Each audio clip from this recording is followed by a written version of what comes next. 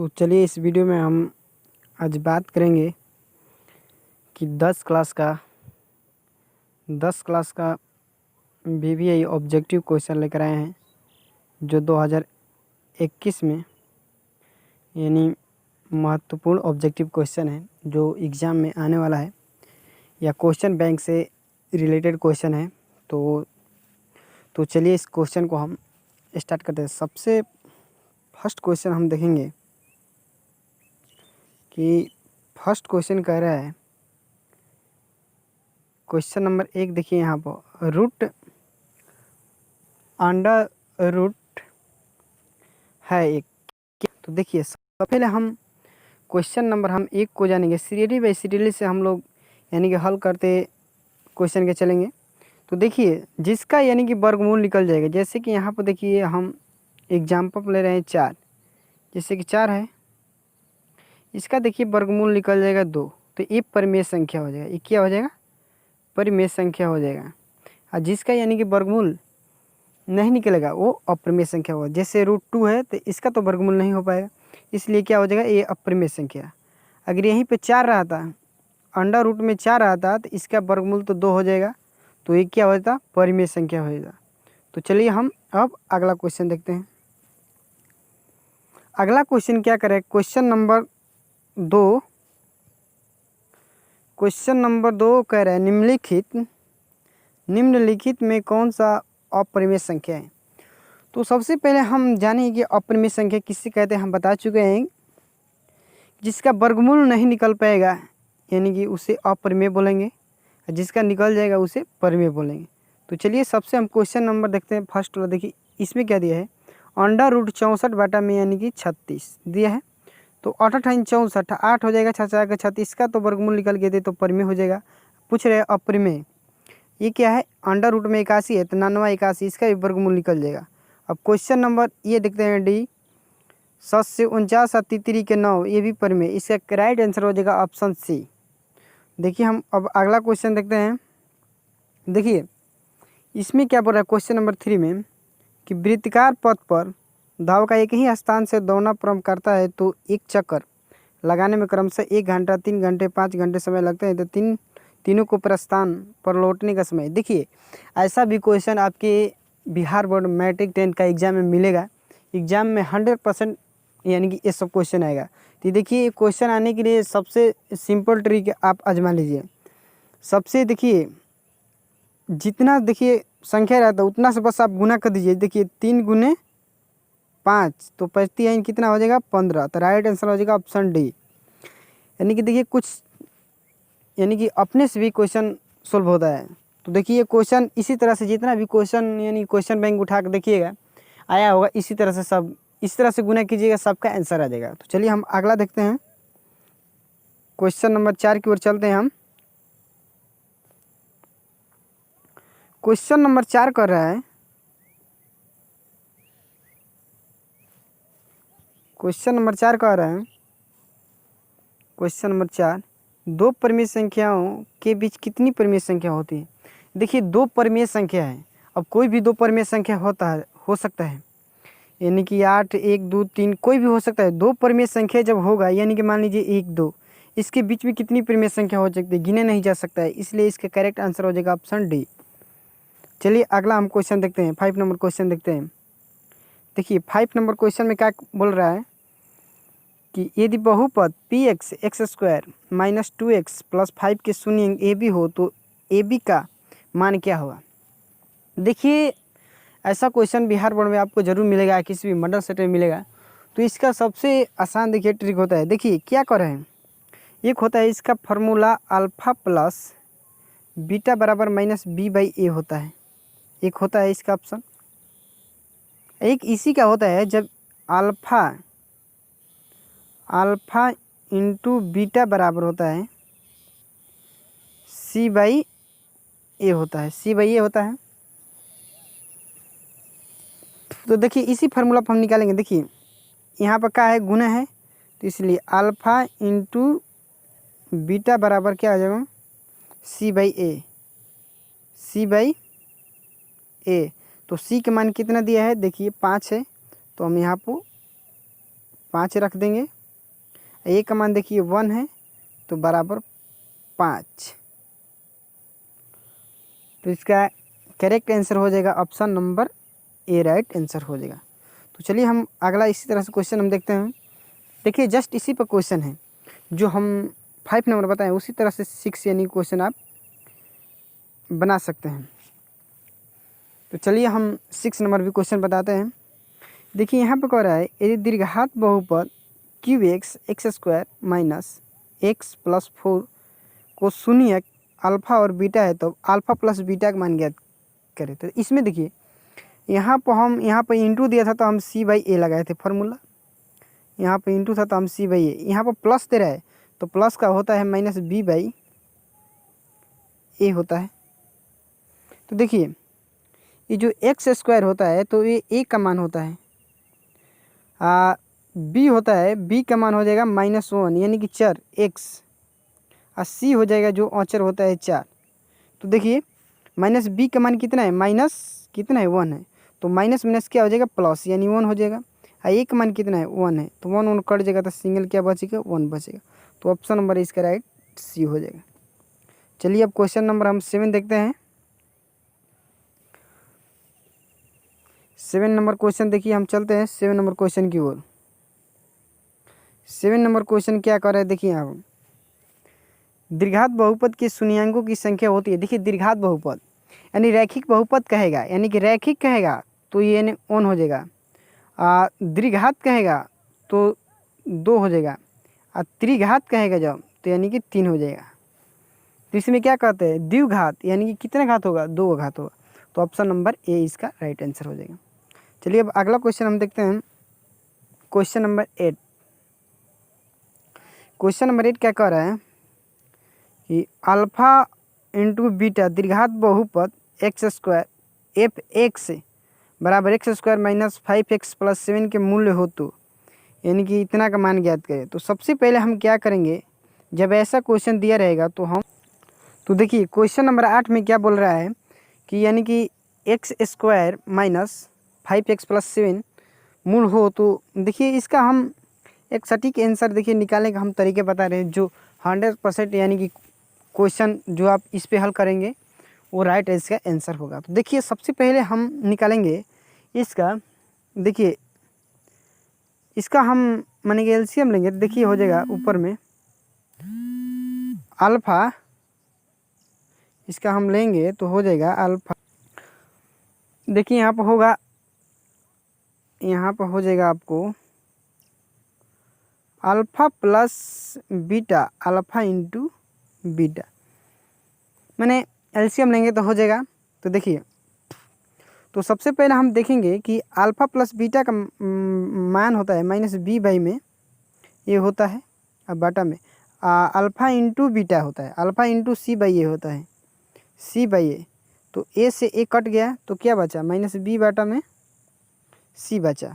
तो अब यहाँ पर देखेंगे कि माइनस बी का मान कितना दिया है, देखिए माइनस बी का मान कितना है तो -5 है, तो माइनस ये वाला एक माइनस तो क्या हो जाएगा प्लस हो जाएगा। तो एक माइनस कहाँ से है, ये फार्मूला से है, एक माइनस वहाँ से प्लस हो गया।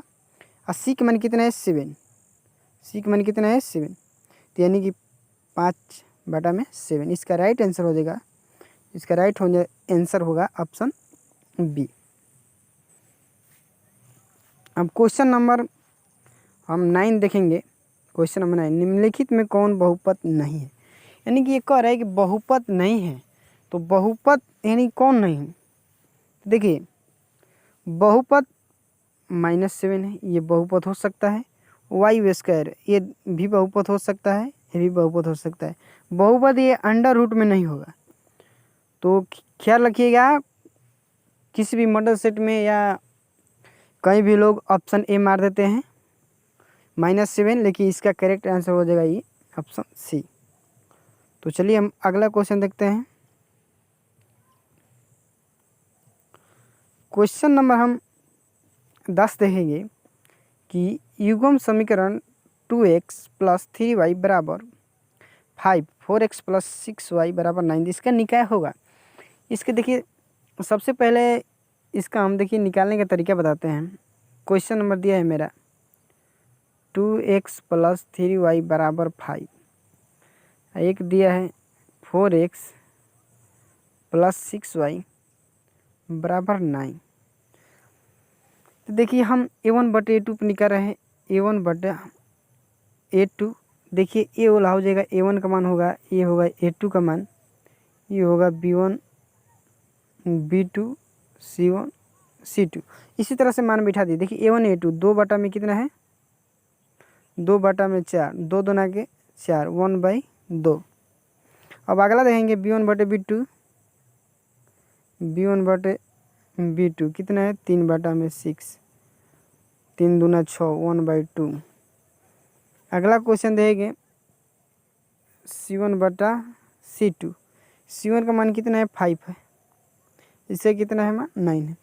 देखिए जब इस सिचुएशन में क्वेश्चन रहे तो इसका यानी कि फार्मूला होता है कि a1/a2 बराबर b1/b2 बराबर नहीं c1/c2। ये किसका होता है, तो ये होता है असंगत का होता है, यानी कि असंगत। तो इसका राइट आंसर हो जाएगा ऑप्शन नंबर ए, इसका राइट आंसर हो जाएगा। अब जस्ट देखिए इसी तरह से अगला क्वेश्चन है, ये 11 नंबर क्वेश्चन है, जो इसमें क्या कर रहा है, रेखा युग्म 2x+3y - 9 बराबर 0 और 4x+6y - 18। तो इसका यानी कि बताना है कि यानी कि संगत है, असंगत है, संपाती है, यानी कि तो उसी तरह से हम निकालेंगे। तो जैसे देखिए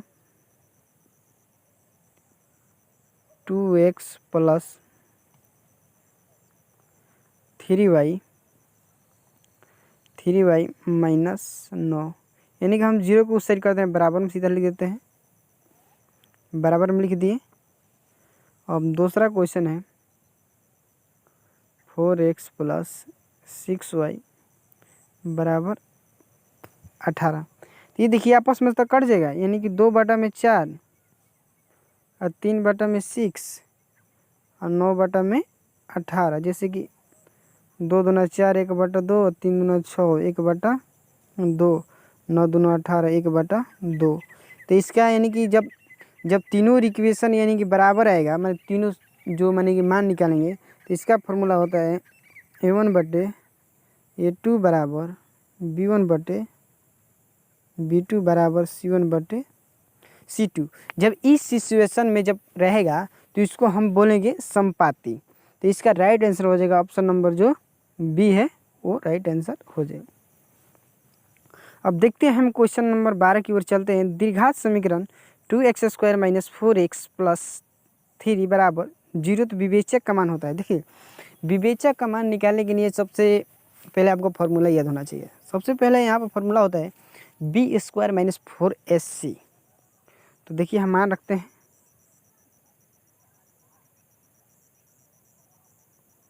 b² - 4ac। तो देखिए इसका जो फार्मूला हमने बोले हैं वो होगा, फार्मूला होगा b² - 4ac होता है। तो देखिए b की जगह पर कितना है -4 है, तो -4 का हम होल स्क्वायर कर देंगे।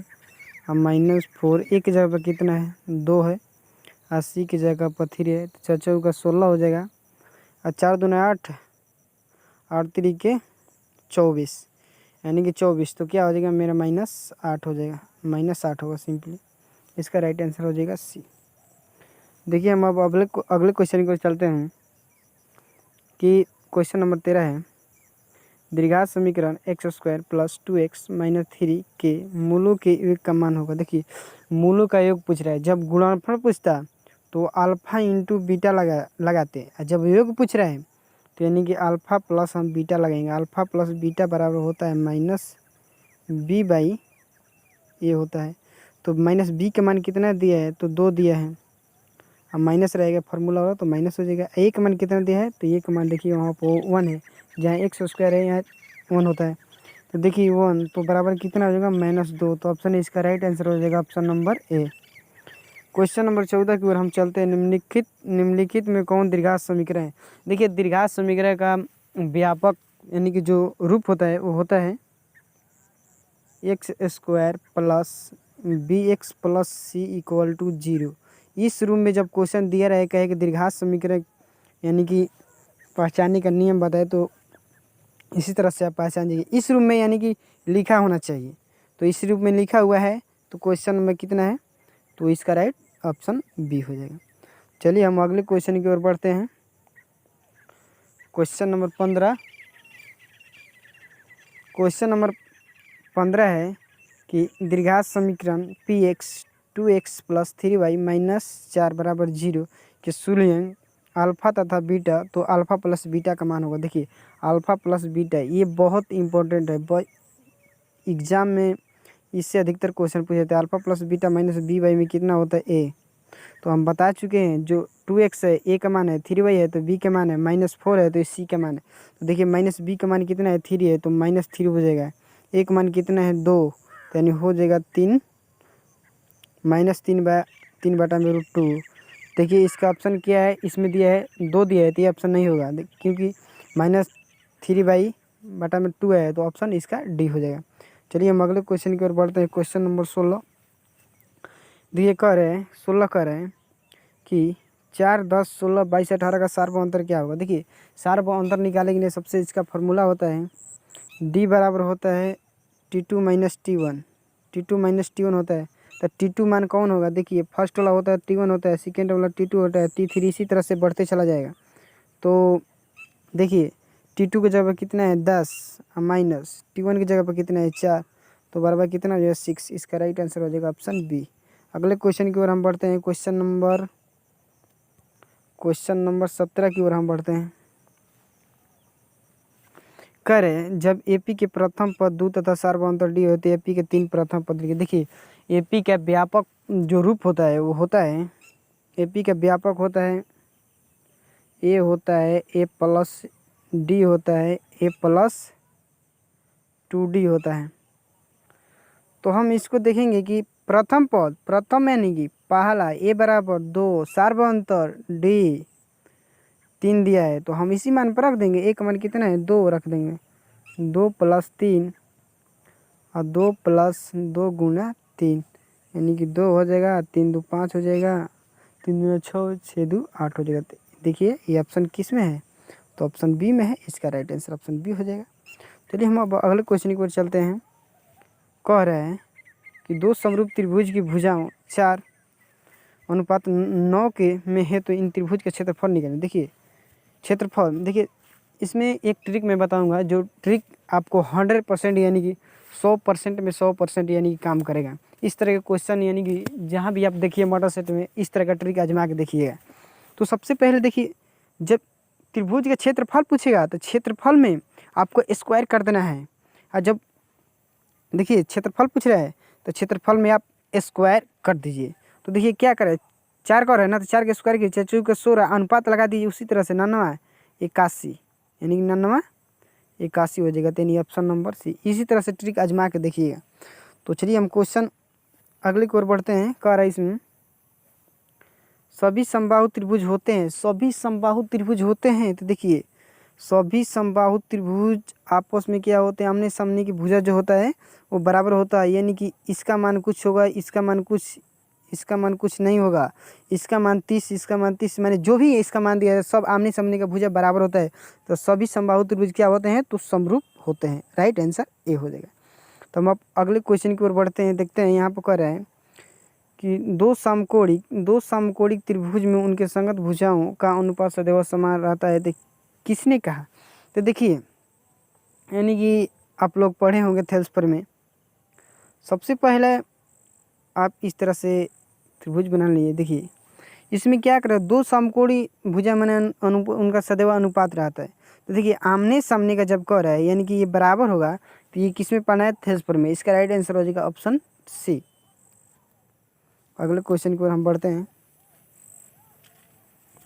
क्वेश्चन नंबर 21 क्या कर रहे हैं कि बिंदुओं ए 4,5 तथा बी में 6,5 को मिलाने वाले रेखाखंड के मध्य बिंदु। देखिए मध्य बिंदु का निर्देशांक निकालने के लिए सबसे आपको हम इजी फार्मूला बताएंगे। इजी क्या यानी कि फार्मूला होता है, जैसे कि आपको याद भी होगा, तो चलिए हम लिख कर बताते हैं। यहाँ पर होगा x1 प्लस x2 बटा में 2, y1 प्लस y2 बटा में 2। ये देखिए फार्मूला होता है, यानी कि मध्य बिंदु का, यानी कि रेखाखंड को मिलाने वाले कर है, तो इसका हो जाएगा। तो देखिए x1 आपको तो पता होगा, जो ये 4 दिया है ये x1 का मान है, और जो 5 दिया है ये y1 का मान है, y1 का मान है। जो इसमें 6 दिया है ये x2 का मान है, x2 का मान है। और जो इसमें 5 दिया है तो ये y2 का मान है। तो सबसे पहले इसी फार्मूला पर हम बैठा देंगे। x1 का मान कितना है 4 है, तो प्लस लिख देंगे। x2 का मान कितना है 6 है, बटा में 2 है। y1 का मान कितना है 5, और y2 का मान कितना है 5 बटा में 2, यानी कि कितना हो जाएगा 10 बटा में 2, 5 दूना के 10 हो जाएगा। ये भी 10 बटा में 2, 5 दूना के 10, यानी कि 5,5 मेरा आंसर हो जाएगा, यानी कि ऑप्शन नंबर बी होगा। आप इसी तरह से, आप जस्ट इसी तरह से ये अगला क्वेश्चन, यानी कि जो 22 नंबर क्वेश्चन है, आप इसी तरह से इसी फार्मूला पर इसी तरीक़ा से आप बना सकते हैं। तो आपके लिए एक क्वेश्चन था, आप बना लीजिएगा। चलिए हम अगले क्वेश्चन की ओर चलते हैं। इसमें क्या कर रहे हैं, अगला क्वेश्चन क्या कर रहे हैं, 23 नंबर क्वेश्चन कर रहे हैं कि 23 नंबर कर रहे हैं बिंदुओं -5,7 और -1,3 के बीच की दूरी होगी। तो देखिए दूरी निकालने के लिए एक फार्मूला होता है, आपको फार्मूला आपको याद होगा। फार्मूला होता है, ये फार्मूला होता है x1 माइनस x2 का होल स्क्वायर होता है, अब प्लस y1 माइनस y2 का होल स्क्वायर होता है। इसी फार्मूला पर आप आसानी से निकाल सकते हैं, यानी कि किसी भी दूरी जब पूछेगा। तो देखिए x1 का मान कितना है, तो -5 है, तो -5 रख देंगे हम। अब माइनस पहले से मौजूद है। x2 का मान कितना है, माइनस कितना है, माइनस कितना है 1 है, तो 1 रख देंगे, इनका भी होल स्क्वायर हो जाएगा। प्लस y1 का मान कितना है, y1 का मान कितना है 7 रख देंगे। माइनस y2 का मान कितना है, y2 का मान है 3 भी रख देंगे हम।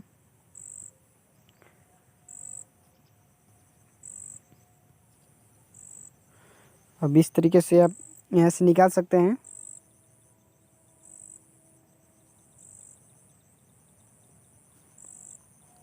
तो देखिए यहाँ पे क्या हो जाएगा, स्क्वायर हो जाएगा, यहाँ पर भी स्क्वायर हो जाएगा, यहाँ पर घट जाएगा तो -4 होगा, तो यानी कि 4 चौका 16 हो जाएगा, 4 चौका 16 यानी कि 32 हो जाएगा। तो 32 का वर्गमूल होता है 4√2। आप आसानी से निकाल सकते हैं, इसका ऑप्शन नंबर सी हो जाएगा, इसका राइट आंसर सी हो जाएगा। क्वेश्चन नंबर 24 देखे हैं, किसी बिंदु की y से दूरी इस बिंदु की क्या गलत। देखिए इसमें देखिए आपको निर्देशांक ज्यामिति में x और y आपको बहुत इंपॉर्टेंट कार्य करता है, यानी कि आपको ध्यान रखना है। जब पूछेगा x पूछेगा तो y को यानी बताना है आपको, और जब y पूछेगा तो यानी कि x का मान जरूर आएगा। x का पूछेगा तो y का मान पूछेगा तो x। देखिए इसमें क्या पूछ रहे हो, y से दूरी में क्या कहलाती है, तो x निर्देशांक कहलाती है, तो इसका राइट आंसर ऑप्शन बी हो जाएगा। देखिए हम अब अगला क्वेश्चन देखते हैं। क्वेश्चन नंबर 25 कह रहा है कि बिंदु -8,6 किस चतुर्थांश में स्थिर है। देखिए चतुर्थांश के लिए आपको सिंपली आपको याद रखना पड़ेगा। देखिए 1 होता है, ये सेकेंड द्वितीय पार्ट होता है, ये तृतीय होता है, ये चतुर्थ होता है। इसमें देखिए प्लस होता है, इसमें माइनस होता है, इसमें प्लस होता है, इसमें माइनस होगा, इसमें भी प्लस होगा। तो सबसे पहले कह रहा है कि -8, तो देखिए माइनस यहाँ पर देखिए x का मान हम बोले हैं ना, तो x का मान मान लीजिए कि मेरे 8 है, y का मान कितना है 6 है, तो x का मान -8, तो -8 देखिए x अक्ष पर ये तो प्लस हो जाएगा, x ये हो जाएगा x डैश का मतलब माइनस, तो -8 देखिए किधर है, तो यानी कि इस टाइप में है, माइनस में है, तो मान लीजिए कि x क्या है माइनस, और y पे कितना है 6, y इधर तो माइनस हो जाएगा, ये प्लस हो जाएगा, तो किस चतुर्थांश में है, तो यानी कि 1 2, तो माइनस तृतीय में होता है, तो इसका राइट आंसर हो जाएगा ऑप्शन सी। अब चलिए अगला क्वेश्चन देखते हैं। देखिए आपके सामने बिहार बोर्ड में इस तरह का क्वेश्चन मिलेगा। इस तरह कुछ 100% मिलेगा, मैं गारंटी है मेरा। आपको इस तरह का क्वेश्चन यानी कि आंसर, अगर आप आंसर डायरेक्ट लगाते हैं तो सबसे नंबर जो फर्स्ट वाला आप अंक रहता है तो उसको लगा दीजिए। तो चलिए हम इसको बताते हैं। आप सबसे पहले एक फार्मूला पढ़े होंगे कि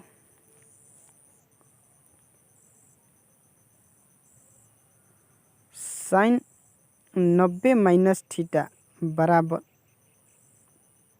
कॉस थीटा। आप पढ़े होंगे कि साइन 90 माइनस थीटा बराबर कॉस थीटा। तो देखिए, अगर कितना हम यानी कि 90 में से कितना हम घटा देंगे तो मेरा 52 बच जाएगा 38। सबसे पहले नंबर ये ध्यान दीजिए। तो हम देखिए साइन 2 है तो हम 2 लिख देते हैं, साइन भी लिख देते हैं। साइन 90 माइनस कितना घटा दे 38, अब बटा में कितना हो गया कॉस 52 डिग्री। तो 2 हो गया साइन 90 माइनस 90 को उल्टा यहाँ पर निकाल चुके हैं कॉस, तो यहाँ कॉस 38 घटेगा तो 52 डिग्री। यहाँ पर कितना हो जाएगा कॉस 52 डिग्री, ये कट जाएगा 2 गुना 1 बराबर। तो इसका राइट आंसर हो जाएगा ऑप्शन ए। अगला क्वेश्चन देख रहे हैं, हम कह रहे हैं कि tan थीटा बराबर √3, यानी कि लिख रहे हैं यहाँ पर tan थीटा बराबर √3 यानी कि थीटा बराबर व्हाट। तो थीटा का ही मान तो पूछ रहा है। तो tan √3 tan √3 किसका मान होता है, tan 60 डिग्री का मान होता है, tan 60 डिग्री का मान। तो इसका राइट आंसर हो जाएगा ऑप्शन डी, tan 60 डिग्री का मान √3 होता है। अब देखिए क्वेश्चन नंबर हम 28 में बढ़ते हैं। 28 नंबर क्वेश्चन देखिए, आपको यहाँ पर ऐसे ऐसे क्वेश्चन कन्फ्यूज कर देता है। तो चलिए इसके बारे में हम कुछ बताते हैं। सबसे पहले cos 60 डिग्री का मान कितना होता है cos 60। तो cos 60 का मान होता है 1/2 अब +1, अब बाटा में cos 60 1/2 अब माइनस है ना, तो माइनस लिख दीजिए। ये यहाँ से गुना कर दीजिएगा तो 1 + 2 यानी कि बाटा में 2 हो जाएगा। इधर कीजिएगा 1 - 2 बाटा में 2। सिंपली ये 2 2 कट जाएगा, ये क्या हो जाएगा 3 होगा, 3 - 1 तो बराबर कितना हो जाएगा -3।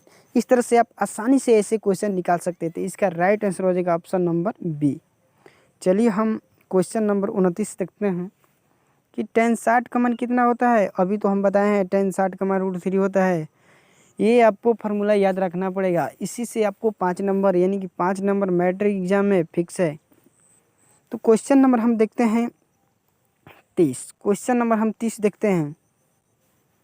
क्वेश्चन नंबर हम 30 देखते हैं। इसमें क्या दिया है कि साइन π/4 माइनस कॉस π/4 का यानी कि वैल्यू निकालना है हमको। तो देखिए जो क्वेश्चन नंबर यानी कि 30 का है, इसके लिए भी हम यानी कि आपको एक गजब सा कमाल का ट्रिक बताऊंगा, जो आप एग्जाम में ऐसे ऐसे क्वेश्चन को धजिया उड़ा देंगे। तो देखिए सबसे पहले आपको क्या करना होगा, यानी कि साइन आपको जिस तरह है उस तरह लिख देना है। और पाई का मान कितना होता है 180 होता है बाई 4 माइनस कॉस लिख लीजिए। पाई का मान कितना होता है 180 बाई 4। अब कट जाएगा ये दोनों, कितना हो जाएगा यानी कि 45 डिग्री, ये भी 45 हो जाएगा। तो साइन 45 यानी कि कॉस 45 साइन 45 डिग्री के 1/√2 कॉस 45 के 1/√2 यानी कि कट जाएगा, मान हो जाएगा 0। तो यानी कि इसका ऑप्शन बी हो जाएगा राइट आंसर। इस तरह से आप आसानी से यानी कि क्वेश्चन हल कर सकते हैं। तो चलिए हम क्वेश्चन नंबर अगले की ओर देखते हैं। क्वेश्चन नंबर 31, दर्शक के नेत्र और मीनार की चोटी को मिलाने वाली रेखा को क्या कहते हैं। तो हम बताते हैं दर्शक के नेत्र और मीनार की चोटी, यानी कि दर्शक यानी कोई व्यक्ति यहाँ पर खड़ा है, ये मीनार है, मान लीजिए ये मीनार है। और जब यहाँ से ये कोई जब व्यक्ति है यहाँ से जब इधर की ओर देखता है तो क्या देखता है, तो इधर से जब देखेगा तो क्या हो जाएगा यानी कि दृष्टि। तो यानी कि इसका राइट आंसर हो जाएगा ऑप्शन डी। चलिए हम अब अगले क्वेश्चन की ओर बढ़ते हैं। वह बिंदु से वृत्त पर खींची गई स्पर्श रेखा की लंबाई होती है। देखिए मान लीजिए कि मेरा एक वृत्त है, मान लीजिए कि मेरा वृत्त हो गया और बाह्य बिंदु से वृत्त पर खींची गई स्पर्श रेखा की लंबाई होती है।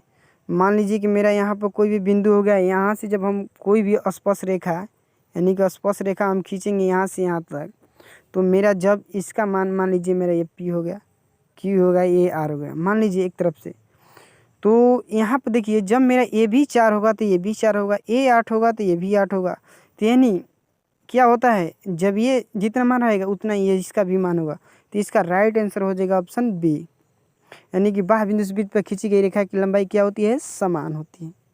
अब अगली क्वेश्चन हम देखते हैं, क्वेश्चन नंबर 33 देखते हैं। क्वेश्चन नंबर कि वृत्त के केंद्र में बना कोण होता है। देखिए मान लीजिए कि मेरा एक वृत्त है, वृत्त के केंद्र पर वृत्त के जब भी केंद्र पर कोण बनेगा, वृत्त के जब भी यानी कि केंद्र मान लीजिए कोई भी होगा, केंद्र ये हो गया, जब भी ये कोण बनाएगा तो कितना का बनाएगा, 360 डिग्री का। तो इसका राइट हो जाएगा ऑप्शन सी। अब क्वेश्चन नंबर हम अगले चलते हैं, अगले की ओर चलते हैं। यहाँ पर देखिए क्या कर रहे हैं, 34 का अर्धवृत्त का कोण होता है। अर्धवृत्त का कोण होता है यानी कि मान लीजिए कि एक वृत्त हो गया मेरा, तो इसका यानी कि क्या पूछ रहा है, यानी कि पूछ रहा है कि आधा अर्धवृत्त का कोण होता है। तो अर्धवृत्त का कोण जो होता है वो कितना का होता है, 90 डिग्री का होता है। इसका राइट आंसर ऑप्शन ए हो जाएगा। क्वेश्चन नंबर हम 35 देखें तो 35 क्वेश्चन के लिए हम आपको एक बता चुके हैं ट्रिक कि आपको क्षेत्रफल पूछेगा तो क्षेत्रफल में आपको सीधा किसी भी संख्या दिया हो आपको स्क्वायर कर देना है। इतना दिया हो तो 16 छाछा के 36 ये राइट आंसर हो जाएगा।